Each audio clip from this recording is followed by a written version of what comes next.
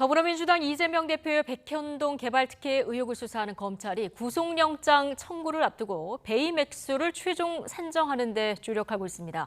민간업자들이 가져간 추가 이익을 얼마나 성남시 손해로 보느냐에 따라서 배임 액수가 눈덩이처럼 불어날 수도 있다는 관측이 나옵니다. 김혜린 기자입니다.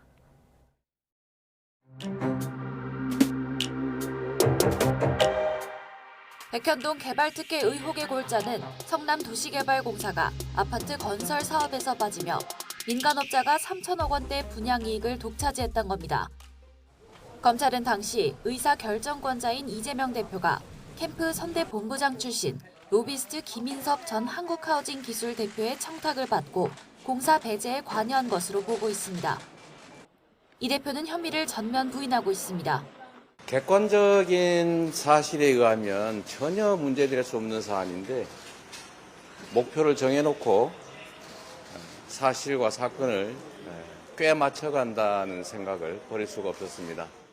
지난 17일 이 대표를 불러 13시간 넘게 조사한 검찰은 조사 결과를 토대로 배임 액수를 산정하는 데 수사력을 모으고 있습니다.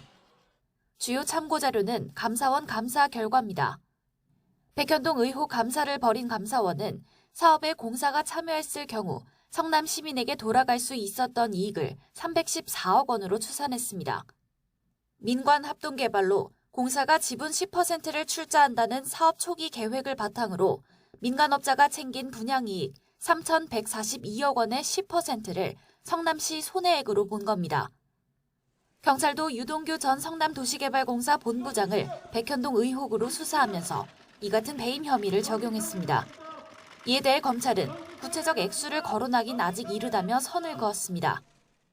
다만 당시 성남시가 백현동 사업에 참여하지 않기로 하면서 포기한 금액과 피해 금액, 사실관계 등을 모두 파악해 배임 액수를 계산하고 있다고 설명했습니다.